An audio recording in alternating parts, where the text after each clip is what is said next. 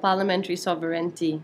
This chapter is important from an examination standpoint because it's probably one of the most frequently examined topics in public law. The area of parliamentary sovereignty forms the essence of the British Constitution. The evaluation of the examination questions will establish that there are primarily two types of questions on parliamentary sovereignty.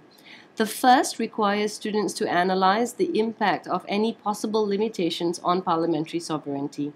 These are usually general questions and will ask whether parliamentary sovereignty continues to exist in the United Kingdom. In this context, the examiner can also focus on one or two of the specific limitations to parliamentary sovereignty rather than require the student to do all the limitations in their discussion.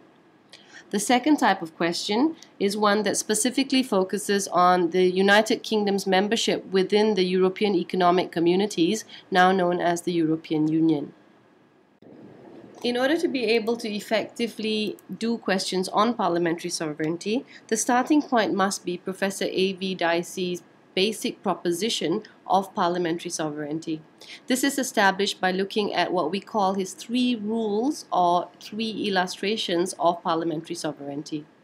The next thing to consider is the limitations on parliamentary sovereignty. There are a variety of limitations that exist, and the student must be able to talk about each of them with some detail.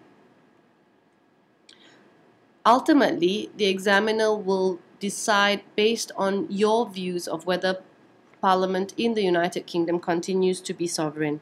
You will have to write your answer having made a decision of whether you believe the UK Parliament is still sovereign or has lost its sovereignty. Ultimately, your own views on parliamentary sovereignty are important as well. In dealing with Professor Dicey's three illustrations of parliamentary sovereignty, the first illustration is that Parliament can make or unmake any law. In this regard, the student must understand that there is a difference between an Act of Parliament and other types of legislation or resolutions or obligations undertaken by the United Kingdom government. The student must be familiar with cases like Bowles and Bank of England, Cheney and Conn, and the Hoffman decision. These illustrate that concepts like delegated legislation, the signing of international treaties, the creation of resolutions by the House of Commons do not have the same impact as an Act of Parliament.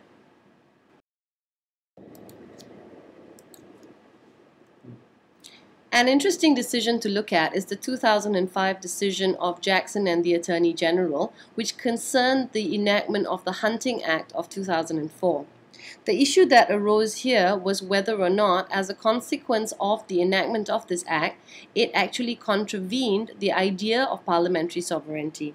The reference here is the Parliament Act of 1911 and 1949, and the argument presented was that these two acts are actually invalid because they had not been passed by a Supreme Parliament. The Parliament Acts of 1911 and 1949, in theory, did not go through the process of House of Commons, House of Lords, and Royal Assent. At the end of the day, all 9 law lords in the House of Lords decided that both the 1949 and the 1911 Acts were actually Acts of Parliament and were not a form of delegated legislation. Consequently, the enactment of the Hunting Act in reliance on these two earlier acts was also valid.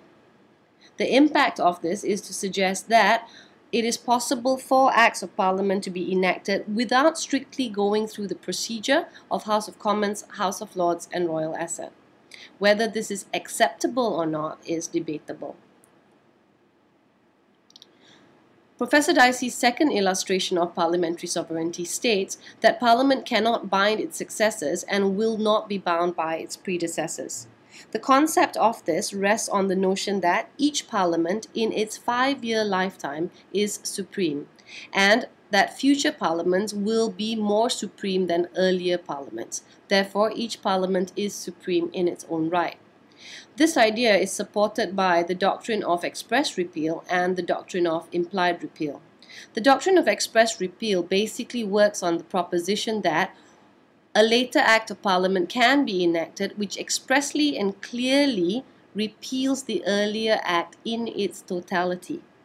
The doctrine of implied repeal, on the other hand, works on the basis that Certain sections of an earlier act may be accidentally, if you like, or impliedly repealed where the provision of the later act is inconsistent with the earlier act. The effect of this is to mean that Parliament will be able to, unwittingly or even wittingly, repeal earlier acts by ignoring their provisions and by enacting later provisions that are contrary to this. The student must be aware of two decisions in this regard: Vauxhall Estates and Liverpool Corporation, and Ellen Street Estates and the Minister of Health. Thank you.